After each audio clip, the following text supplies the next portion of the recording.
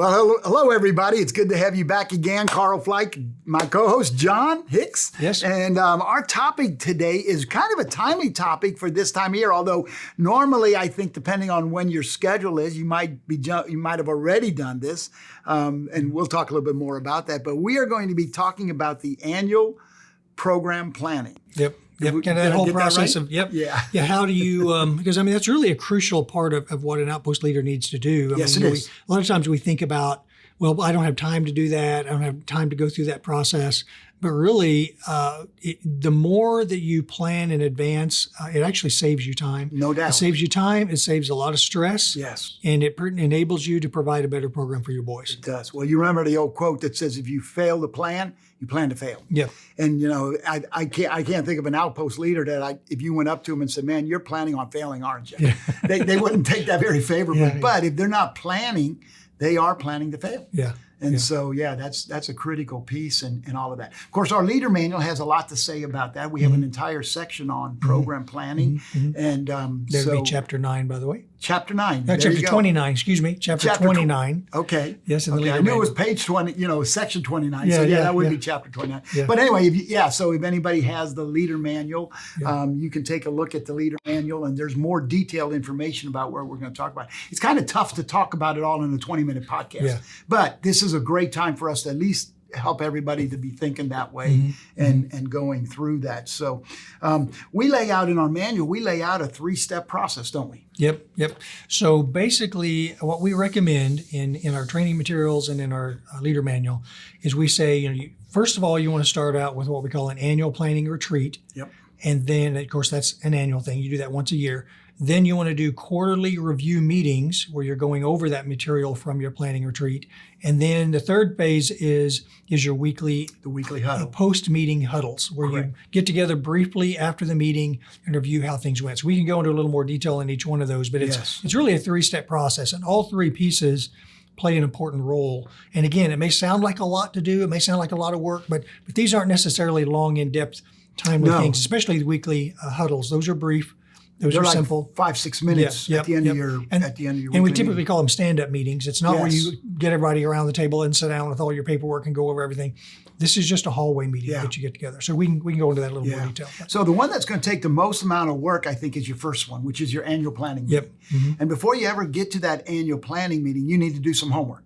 Because you need to walk into that meeting having pulled some resources together. None of them will take a lot of time, but there'll be some intentionality that has to happen that goes with that. And so the first thing you're going to need to do when you're looking at pulling your information together is you want to gather dates.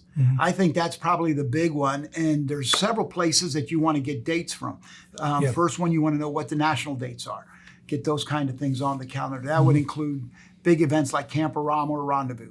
It would include your Ranger Week. You want to know when that event is. If you're a organizational leader, obviously you're going to want to make sure that you have the lead conference or the district director of your district director. Local leaders, those dates don't matter as much, but you're going to want to know when training events are going on. And we post those. So our training events are actually on the calendar out on the website right now. And you can go to royalrangers.com and you can start looking at what the different events are. And you may want to put those in. So on the national level, there's some of those. On the district, you have dates there too, don't you? Yeah. You So serve most as a district director, so talk a little bit about that. I do. So and I would assume that most districts do that as well. I mean, like I know here in Southern Missouri, we post an annual calendar out on the website more than a year in advance. We've got the next year calendar and the one after that, and those are important because you want to know your district events are those that take place a little closer to home. They're with churches and outposts in your area that you're already familiar with. That's really where you build community in Rangers, is when you're able to get involved in those district events. So you definitely want to take advantage of those and try to get your group to participate in those as much as possible. Most districts will conduct an annual powwow or district boys camp, or it goes by many different names, but usually there's a primary district camping event that you do every year, once a year. And then they'll also have junior training camps. They'll have FCF events like Frontier Adventure or Fall Trace. They may have winter outings. They may have ranger derbies. They may have day camps, field days. So those are all events that that you can take your outpost to that are close to home, that are relatively cheap. Many of them are one-day events like Ranger Derbies or one-day events. Very little preparation other than just getting the cars ready and things like that. So and a great boost to your local program. It is. So those are things you definitely want to take advantage of when you can. Definitely. And while we're not talking about training, let me just interject this because we're talking about training dates for the national and for the district.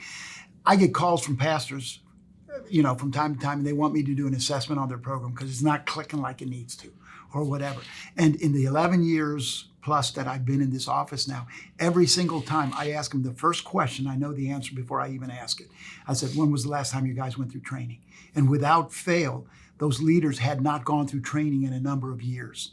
And because of that, you saw the erosion of the program where it becomes a kickball and devotion type of night or whatever. Training is so critical. Every profession out there, whether it's lawyer, plumbers, whatever, there's always continuing education because you have to stay sharp. This ministry is no more, it's just as important in this one as it is there, and so anyway, so training. Yep. Then after training. And on the point of training, remember that training in Royal Rangers is provided as a cooperative effort between the national office and the district. Yes, so there's some training events or national events that are listed on the national website, but then there's also training events that take place on your district level, That's right. such as the typically Ranger Foundations or Ranger Safety or those classes that take place on a one day or one weekend. Those are typically managed by your district, so you're going to want to find out from your district when those are available. Yeah. Often those are done in conjunction with your leaders conference if you have a district leaders conference, but they may be available at other times throughout the year too. So if you can't find those on their district website, then contact your district directory. I'm sure he can point you to the person who can tell you when and where those will take place. Yeah. Some other dates that you want to gather before your meeting, your annual planning meeting, is your church dates. Know what's going on in your church. Your church probably has already a calendar for the next year laid out. And in that, they're going to talk about outreaches. Your camps are going to be on there, your kids' camps, your youth camps. You want to know all of those kind of dates, maybe some special emphasis that the church does, because as a local outpost, you are there to work right along step with what's happening in your local outpost. And so you sure don't want to schedule a Ranger event on top of something that's a major event for your local church. In fact, you ought to be part of that event of the local church and really emphasize and support the local church in a strong way with your district outpost. Or I mean with your local outpost. Yeah, particularly if those activities take place on a holiday weekend. A lot of churches will do things for Easter weekend or Labor Day. They'll have a picnic, or Memorial Day. They'll have some kind of community gathering. So you want to be a part of those, because not only does that show that you're a partner with the church and you're participating with what's going on in the church, but it also communicates to your boys that Rangers isn't the only thing that's important to us. That's We're right. important. Everything we do in this church is important. We're part Our of this youth family. ministry is important. Our children's ministry is important.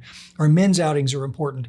And you want to encourage all of your men and boys to be a part of all those activities. Exactly. Yeah, because you do it together when, absolutely. We can keep going on that, but that's important.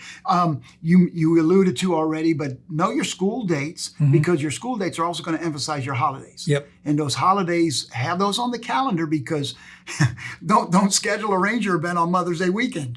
That's not a good idea, sometimes it's amazing how many times I see that happen, and I'm thinking somebody didn't plan right. Yeah. They didn't get the major holiday on there because Mama's not going to be happy, and so you don't do that.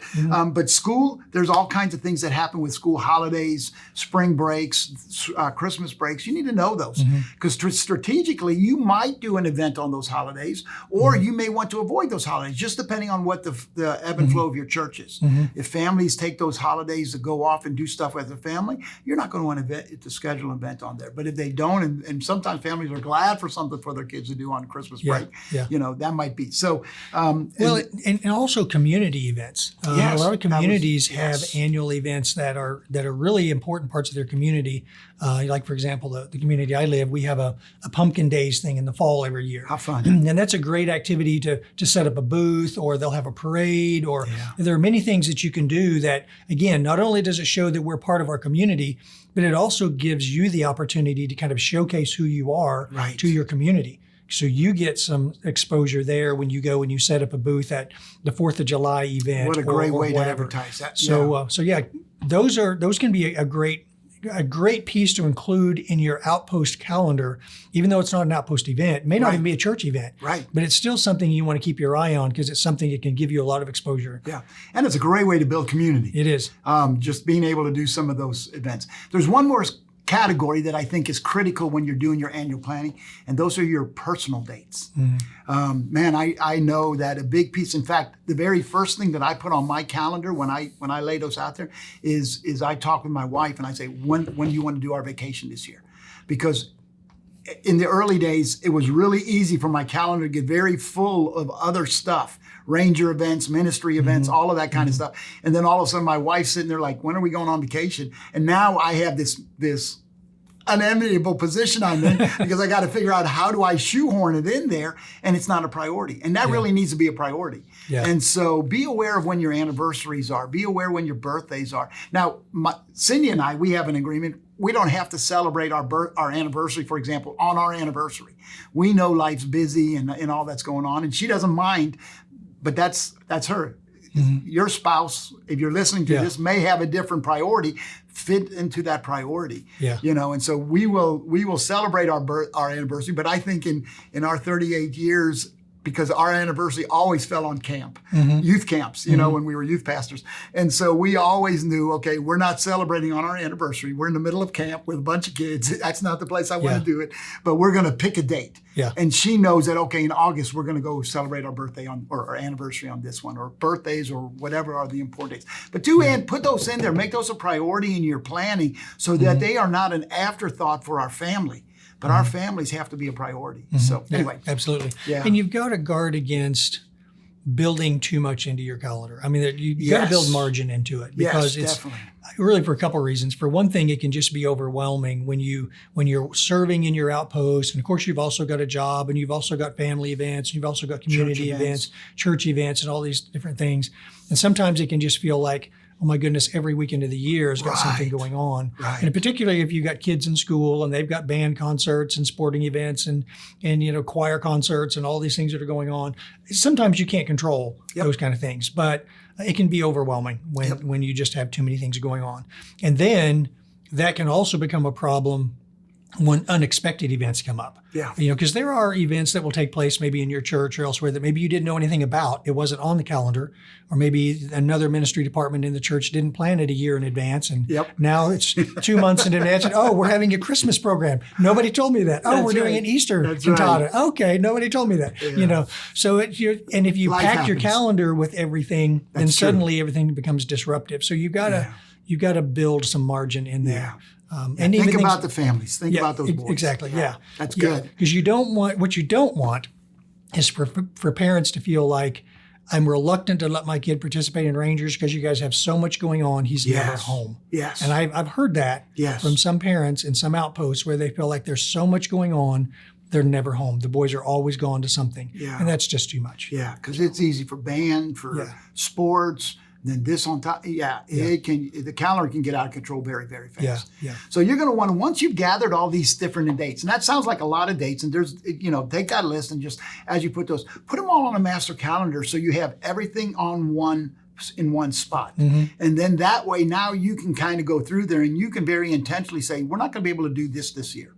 You know, we're not going to be able to do this that year. But you can kind of walk through that and figure that out.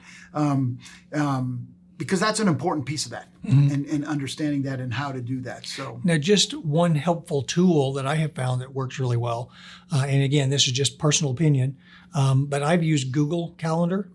Google Calendar works really well for shared calendars. So like, for example, I have my personal Google Calendar, but then we also have a family Google Calendar, and then I have a district Google Calendar, and I have other Google Calendars. And the good thing is those can all overlay when you're looking at it on your computer or on your phone or your tablet. I was going to ask you can kind of turn those calendars on and off so that, you know, if I don't want to see this layer of church events right now because I'm trying to focus on something else, I can turn those calendars on and off, and it doesn't delete anything. It just kind of hides them for a minute. So you're looking at just one area. Yep. And you can do the same thing in Outlook. Outlook does the same thing. You can create multiple calendars and have layers.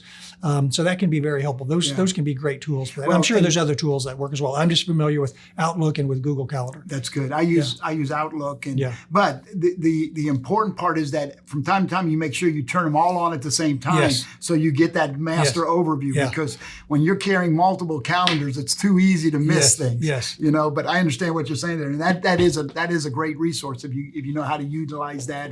But you do turn on all of them at one time, so you can see everything. And that can be really handy when you're doing your planning retreat. Absolutely. When you've got all those calendars and you can see. And the good thing about like a Google Calendar, for example, is if you can put all your Outpost events on that Google Calendar, you can then share it with other individuals. And then it shows up on their calendar. And then if you change the time or the date or something on that shared calendar, it appears that way for everyone. They don't have to go and update their calendars, and it's automatic. So everybody can change dates and say, well, it's on the calendar. I'm kidding. You can set permissions for those calendars as well, so that they can't change the date. You can see where my mind goes right away, right? So put all those on the calendar. Something else you want to do in preparation for your planning retreat is look at what are pull your merits together, your curriculum. What are we going to teach this year? And kind of part of that process in your retreat, and we'll talk about that when we get to the annual retreat, some of that's the review of what you did the previous year. Like, of course, we're getting ready to here at the national office in November. We always take 3 to 4 days. We're taking 4 days this year where we basically sequester ourselves. We find an offsite location and we strategize. We talk about what happened in the last year. How does that go? And in that 4 days, then we will also plan of where we're going in the next 12 months to 2 years. And we'll start to look out into the future because there's that intentionality. So for on a local level, look and say, what are the merits? What merits are we going to cover? What are the curriculum that we're going to... If you're picking and choosing. Now, if you're following our curriculum path, some of that's done for you, but it's still good to know what those are and put those into your planning process. And you kind of have to think about what are your goals? What are your goals? Because you may have, let's say you're teaching Adventure Rangers or Expedition, and you have some boys that want to join FCF. Well, then if they're going to join FCF, they have to have the camping merit. That's right. So how many of those boys have already earned that merit? How many boys need to earn that merit? They also need to earn either first aid skills or the first aid CPR merit. So how are we going to build that into it? Or if you're teaching the younger boys and you want them to advance, there are required merits that Discovery Rangers have to earn. So have we taught those? Do we need to teach those again? So it kind of depends on what your goals are and where the boys are in their advancement process. That can help you kind of determine what do we need to build into this year that maybe we didn't do last year, because we're facing different goals this year than we had last year. That's exactly right. Speaking of that, you may have some events that you did this past year that went really, really well, and you may want to reincorporate those. Then there's other events you may not that say, you know what, we tried it. We will never do that again. It was good that we tried it, and there's nothing wrong with that. But that's all part of that process, isn't it? That planning. It's the assessment, and like you said, setting those goals and being aware of that. You got to decide: are we going to national events? Are we going to district events? And then put your timelines together. That's part of that process. I know, like for Camporama, that's coming up this next summer. We've created an entire detailed timeline for the local leader as well as for the district, on what needs to happen when, to ensure that a month before Camporama, I'm not all of a sudden thinking, oh, Camporama, how are we going to get there? And then you're trying to cram. That's not going to happen. And so that's an important. Council of Achievements. You want to plan those into there. Are we going to do 3 a year? Are we going to do 4 a year? Are we going to do one every 6 months? You got to think through those kind of things. Yeah, those can vary a lot too. I mean, for example, I attended a Council of Achievement GMA ceremony just here recently at a church here in our area, that they did it on Sunday morning. The pastor gave them the full Sunday morning service to present an award, which is fairly rare. Most churches don't allow you to do that. I saw that online right away. I watched it. Because I wanted to see how you did.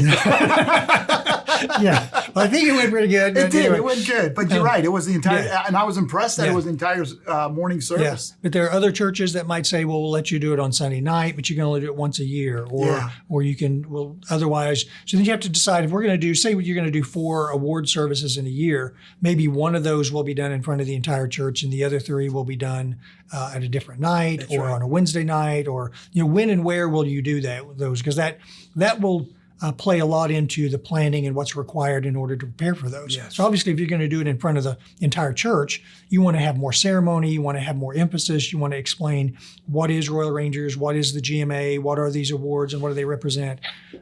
Whereas that, obviously, you wouldn't have to do that if you're doing it on a Wednesday night just in front of your own boys. So, yeah, so all that's got to be included. So all of this is the homework that you do before you get to the planning event. Yes. These are the things you pull together. And it sounds like a lot. In fact, if you go to the leader manual and you look at program planning, you'll see a lot of this laid out there. I know that's a lot of material that we've given you, but it's written in your leader manual. So do take some look at that, and that can kind of help guide you and give you steps through it. Let's talk about the annual retreat. You want to talk about that? Yep. What does that look like? Yeah. So if you're doing an annual retreat, and hopefully you are, because you're engaging more people in that process and ownership in the process of what happens in our outpost in the next 12 months. Yeah, and so typically in the annual retreat, you're getting your group leadership team or your outpost leadership team together to plan the events for the coming year. So that would mean obviously your outpost coordinator, all of your adult leaders, but also your senior junior leaders. So that would be your senior patrol leaders, your patrol leaders. You probably would not include all the boys in your outpost, depending on the size of your outpost. If you're a smaller outpost and you've only got 10 or 15 boys anyway, maybe you include everybody. But if you're a larger outpost, that might not be practical to bring everyone together. So you just kind of have to work that out. But the idea is you at least, even if your boys are not all there, you definitely want your boys to be represented and you want their voices to be included in it. And that's another, kind of goes back a little bit to doing your homework part.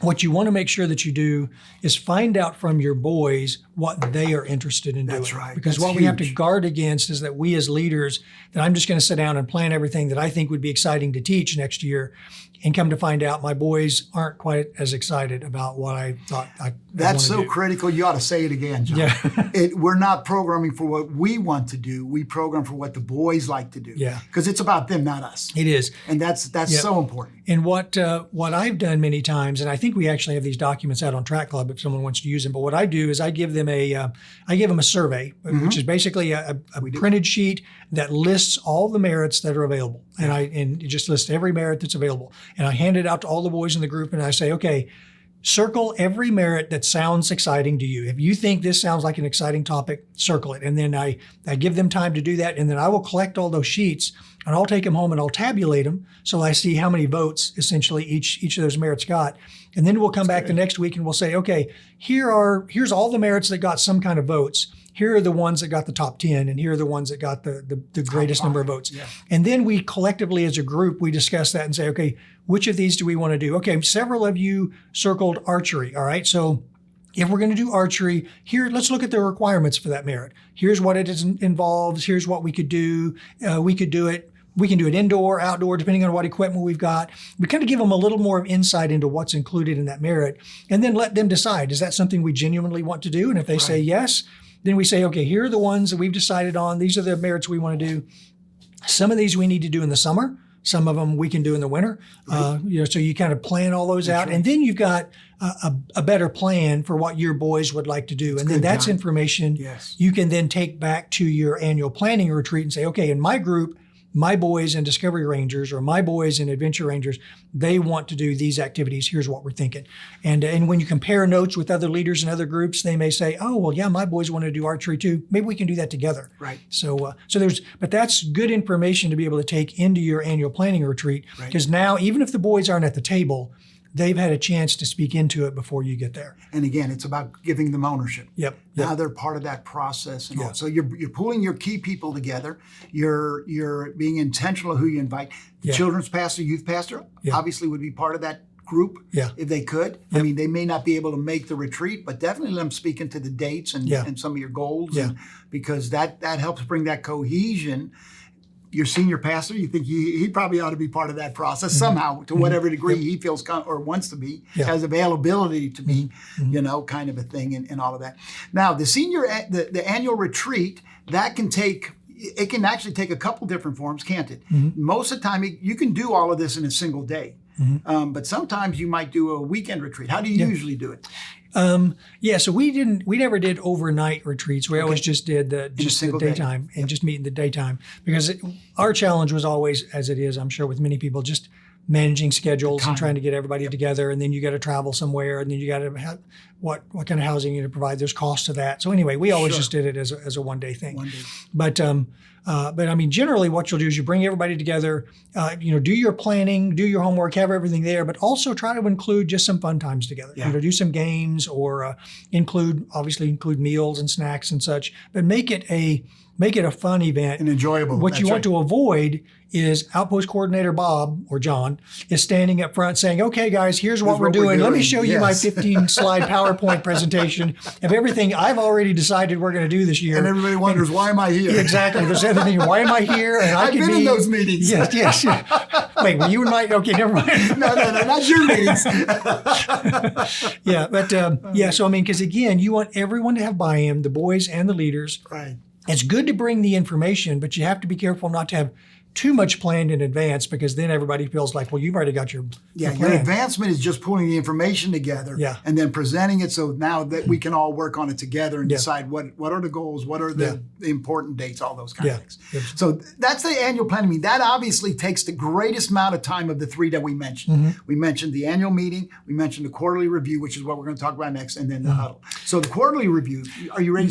Now before we go into that, once you complete your annual planning retreat, you'll still want to take that information back to your church leadership good point, and make sure that you get their buy-in and approval, because sometimes you may come up with a great plan and then you take it back to pastor and pastor says, oh, by the way, we forgot to tell you, or maybe you overlooked it on the calendar. We actually have an event on this weekend, or they may look at it and say, okay, you guys want to take a missions trip. That's a great idea, but our youth department's already planning a missions trip. Maybe you can be a part of that. So it doesn't mean that it doesn't mean that you have to go back and rethink everything, but it's important to have buy-in from your church leadership, your senior pastor, your youth pastor, your children's pastor. Anyone that is going to be affected by your calendar needs to be aware of your calendar. That's right. And give them the opportunity to speak into it before you say, this is final. And that just ensures the success down the road. Yes. Very big. And they're going to look at it with a little different eyes than we will as outpost leaders. Yeah. Because they're looking at the overall. They've got the whole vision of the church. And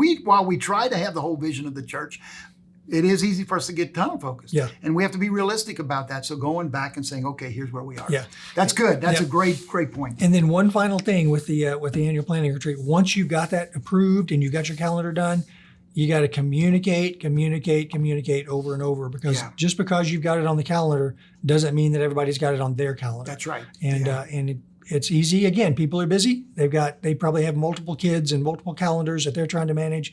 So sometimes you just got to communicate regularly. Hey, this is coming up. Take a look at the calendar. This is coming up next month. This is coming up after that. And that kind of leads into that quarterly review that we're talking about. So that quarterly review, while the annual one will take a day, plus all your advanced preparation and all of that, which that advance will fall primarily on the leader or any people that you might, and you delegate some of this out to others. You don't have to pull all those dates together, have your team help you with that. But that's going to take about a day.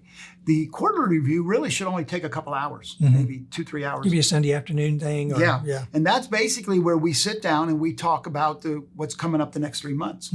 And just make sure that the calendar hasn't changed, that things haven't changed. Because sometimes, like you were saying earlier, we put all these plans together, but then something shifts in the church, and now that has a residual impact or a cascading impact over to the other ministries, which would include Royal Rangers. Yeah, absolutely. Or there may be other events that appear that you didn't know anything about. Maybe the community wasn't announcing it; they hadn't planned yet, and now suddenly they have a fireworks show in July, and now you want to be a part of that, and you didn't know anything about it before, so you want to work that into it. The reality is, coming out of that all-day annual planning meeting, you're not going to remember all that stuff. And so the quarterly review is a way to just bring everybody back and say, hey, in the next 3 months, here's what's coming up. And then, is this all good? I like the planning idea because it gives you an idea for everybody to kind of know what's happening, and you can already get a sense of who's going to be at what. Because not every leader is going to be able to make every event, or every boy is going to be able to make every event. And that's okay, isn't it? Right. Because, that's it. But now they know what it is, and you kind of get a sense. You've already got buy-in from people, and that's important. So that's a quarterly review. And then the weekly huddle, real quick. Let's just review that. Yeah, so that's where, your quarterly review, you decided what you're going to do every week. You made assignments. You know who's going to do what. That's your planning that you do to get ready for the upcoming meetings. But then once you conduct the meetings, once the meeting is over, The post-meeting huddle is just where we get together and say, okay, what worked, what didn't, what did we learn from it, how did it go? We planned on doing this, but Bob wasn't able to be here tonight, so we're going to have to push that back to next week. We're going to have to shift our schedule. We wanted to do this, but it rained, so we couldn't go outside and do it. Sometimes you've got to make adjustments. Yes. And that may affect your calendar, your schedule from then on. So it's good to plan, but you've also got to be flexible. Yep. And that's where having those post-meeting huddles gives you a chance to review and figure out what didn't go well, and we need to prepare better next week. But sometimes it's also just a matter of, okay, all right, next week we're planning. We did step 1 here. Next week we're doing step 2. Joe, are you bringing this? Bob, are you bringing that? All right, let's make sure that everybody knows exactly what's going on. And as we mentioned before, these are typically stand-up meetings. I mean, brief, 5-6 minutes, hallway conversations. This is not, let's all sit down and it's the end of the night. Everybody's ready to go home. Yeah. My wife's in the car. This is going to be really brief. That's it. But you're right.